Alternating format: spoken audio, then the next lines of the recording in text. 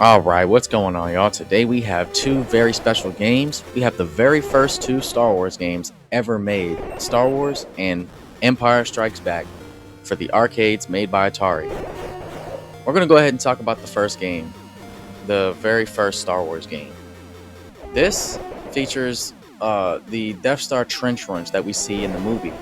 First, you start out taking down TIE fighters before you get to the Death Star.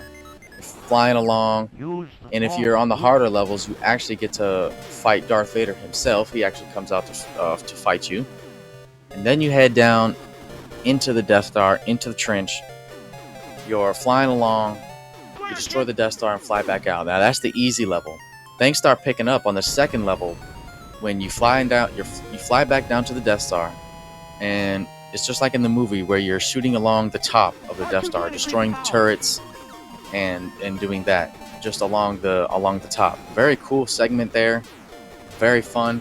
And then in the third level it picks up because then it generates towers. So you have the ground turrets, you have the tower turrets, and your objective is to destroy a certain amount of them, and then you move on back into the trench. Very fun, and I love these segments here. Great stuff.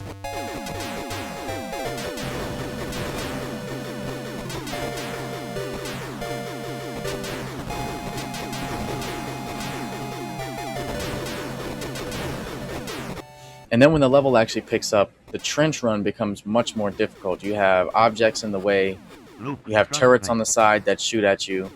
It becomes quite a challenge.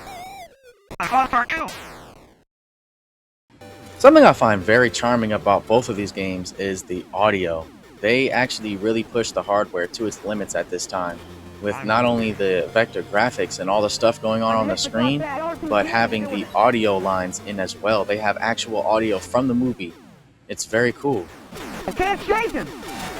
R2 trying to increase the power. Red 5, I'm going in.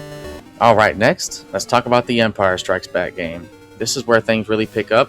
This is a very intensive game for the time. There's a lot of movement, a lot of things going on the screen. The first segment has you taking down probe droids as they try to launch their coordinates to the rest of the fleet.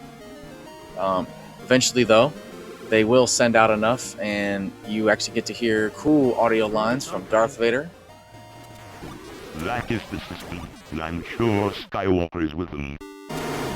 General, prepare your troops for a surface attack.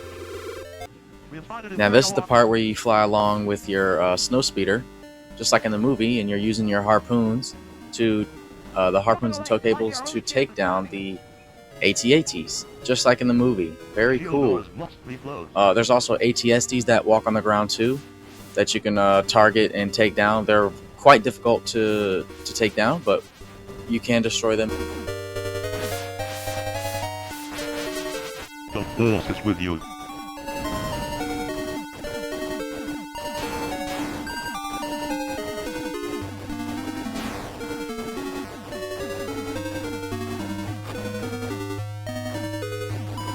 Prepare to make the Delta light speed. Okay, then next you take control of the Millennium Falcon.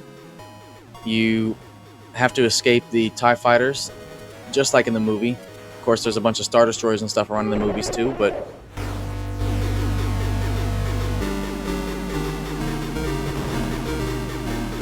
you have to avoid the asteroids, then eventually fly out, and the game will loop back around.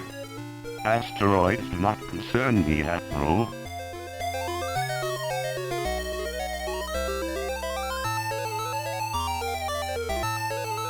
Oh, thank goodness we're coming out of the asteroid field. The Force is with you. He could destroy us. He will join us or die. I think this is a great, very fun gameplay loop, and these two games are huge for not only gaming history, but Star Wars gaming history. These are the very first two ever Star Wars games. They set the stage for what a lot of other Star Wars games would be like after these two. And I don't think that they should be forgotten to time.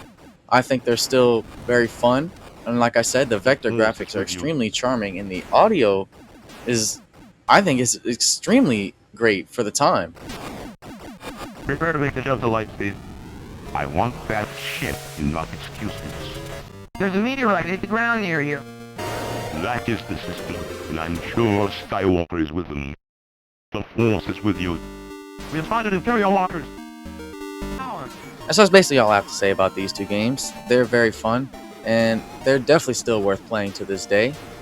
And they're very important for gaming history and for Star Wars history. And I just wanted to bring some attention to these games really quick. But that's going to be it for me. Appreciate you watching, and I am out. You're all clear, kid!